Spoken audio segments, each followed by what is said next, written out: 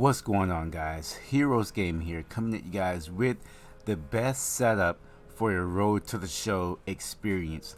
And this is going to go for new and experienced players. Now, for the new players for Road to the Show, I suggest you start your hitting difficulty or pitching difficulty on dynamic. Why is that? That's because dynamic is going to start you out at the lowest difficulty setting. And as you progress and you get better in the game, the difficulty slowly slides up from minors to rookie to veteran to all-star, Hall of Fame, and legend. Now, even though it's going to go up the better you do, it's also going to go down the worse you start to do. So let's say you worked your way all the way from rookie to veteran to all-star. And now all of a sudden you start striking out, you start hitting into double plays, you're flying out. The more you do that, now the difficulty is going to start going down the other way, because the game is saying, well, he was good at veteran, but once he got to all-star, he started being bad. His stats started going down. So the game pushes your difficulty back down until you start doing better again. Now, eventually you're going to find yourself in a situation where you're going back and forth between one difficulty and the other. If that starts to happen, then what you can do is you can go over to your sliders and you can push your sensitivity, your dynamic difficulty sensitivity, down to the left. So essentially what this does is this slows down the rate that your difficulty changes. So let's say you're on all-star difficulty and you're doing okay, not bad, not good, but you're doing decent. So the game is saying this is his difficulty. He's really good here. He's not doing too bad.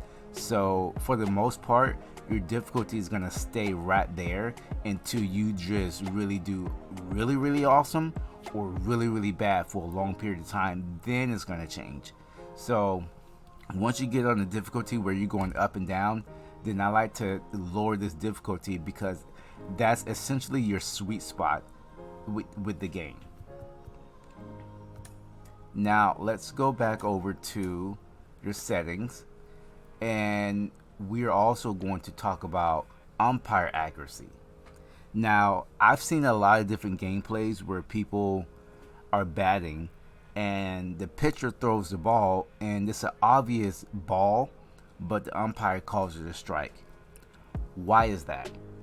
Well, the main reason because they could have their setting on personalized or average. Personalized and average, you're never going to get a strike, and a ball called a ball. On perfect is what you want this on. If you want every strike to be a strike and every ball to be a ball, you want this on perfect. There's no ifs, ands, or buts about it. So that's very important when it comes to the calls with the pitching and the umpires. Now let's go to, this is more of a road to the show thing. Player lot base running opportunities. If you want to do your base running, then you can select all. If you don't want to do base running at all, you can click none. Let's say you're at bat and nobody is on base, and then you hit a single and now you're on base. This is essentially what this is. If you hit the ball and you're on base and no one is in front of you, then you're going to get a chance to base run. And this is just for action pitches. Like let's say you're on base and you don't want to see your teammate go through all the progression of pitch 1, pitch 2, strike 1, full count. This option only has you on base when there's an action pitch where something is actually going to happen, whether he's going to strike out, hit a ball, or something's going to happen. That's why I call it an action pitch. You're not sitting there waiting the whole at bat for something to happen. I have mine on action pitches. Well, I have mine on all, and then this is half. So I'm not watching all of the at bat. I'm just watching half, maybe 2 or 3 pitches at the most. And player lock fielding opportunities, I have them on all, only because I want the most progression out of my ball player. I want to be able to upgrade my ball player as quick as I can. So every and any opportunity I have to field, I'm going to do it. Let's go over to control. Base running interface. I have mine set on button. I think this is the easiest for base running, because as you see up top, it says hold L to advance, hold L1 to advance, and R1 to return. Very simple. Very simple. I mean, there's really nothing to it. But this is also not really tailored to Road to the Show. This is more of a, if you're controlling the whole team, franchise, Diamond Dynasty, exhibition, stuff like that. Now, I get a lot of questions about what hitting interface I use, and I have always been a button directional hitter. It is, to me, the most easiest and simplest way to bat. A lot of people are going to say, hey, why don't you use zone hitting? Well, zone hitting is more of a skill-based kind of thing, and I want my players' rating to do the most. I want my players' rating to matter the most when I'm at bat. If I'm using zone hitting, then it's purely me locating the PCI on the plate to hit the ball. Yes, it still has to do with my ratings, whether I have a high power or low contact. But directional hitting, all I'm doing is hitting a button, and then my players' ratings is taking control after that. And I think this is very important for people who are new to Road to the Show and to MLB The Show, period. Directional buttons is the easiest way to go, because the only thing you're doing is hitting one button. Square for power, X for normal, and circle for contact. Simple. And that's going to be it for batting.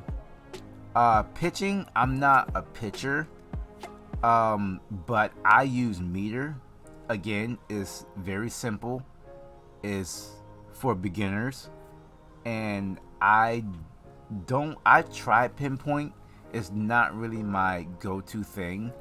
It is better and more accurate, and it's more skill based. Meter is more ratings based on whatever pitcher you're using, but it's also the easiest way to pitch, to me, more easier and basic. So we're going to talk about Road to the Show and player lock. So let's say you are fielding a ball and you want to throw to one of the bases. I like to use fielder because the way that your player is facing the bases, I like to map that out accordingly. So square is going to be first base, circle is going to be third base, and X is going to be second base, and triangle is going to be home plate. So there is a standard where it's like switched backwards or inverted, but I think this way, I've used this mapping, this throw mapping for years, so I'm used to it. So it all depends on how you want to map out your buttons when you're throwing the ball to the bases. And base running, I like to use buttons because also it's the most simplest way to go. L2 to advance, R2 to return. Simple. Camera, I use a custom camera view. Not everybody's going to use the same camera, so there's really not much to talk about here. When you want to choose a camera and customize it, you have to do that in game. You have to pause it, go into cameras, and edit whatever angle you want to use. So that's purely solely on the hitter and pitcher. However you guys want to do that. In play view offense, I have this on high only because I want to see where the ball lands and how it's going to land, and if I have a chance of advancing the base. I don't know if this works the same in Road to the Show rather than Exhibition, Franchise, or Diamond Dynasty. I've been playing around with this to see what camera angles I get, but I think high or medium is the way to go. Dynamic or broadcast, you can't really tell where the ball is going to land, or you can't really get a good angle to see. So I like to use high or medium for that. Now, display, I like having my strike zone and hot zones to on.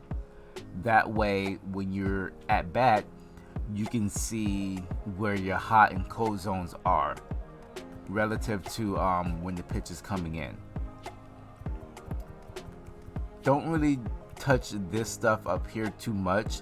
Route to ball indicator just tells you where to run to cut off the ball. Let's say you're in the outfield, your center field, left field, or right field. It essentially gives you a route, the best route to the ball to intercept the ball and throw it back into the infield. I have this on off because I'm in the infield, so I really don't need it that much because I can tell where the ball is going to go. But if you have this on, you can I think you can pick what kind of route it shows you, but I haven't really turned it on, so I don't really know where that other setting is. And the dynamic difficulty updates to keep you up to date on where you're at.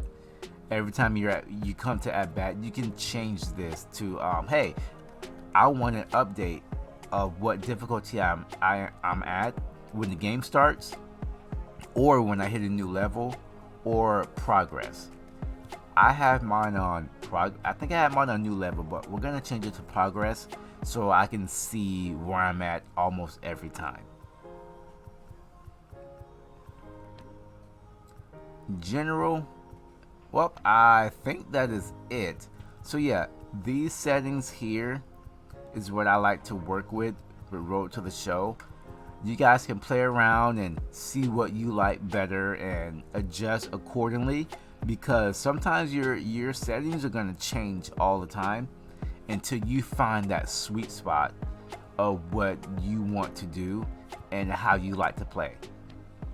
So thank you guys for watching, and I will see you guys in the next one. Stay safe.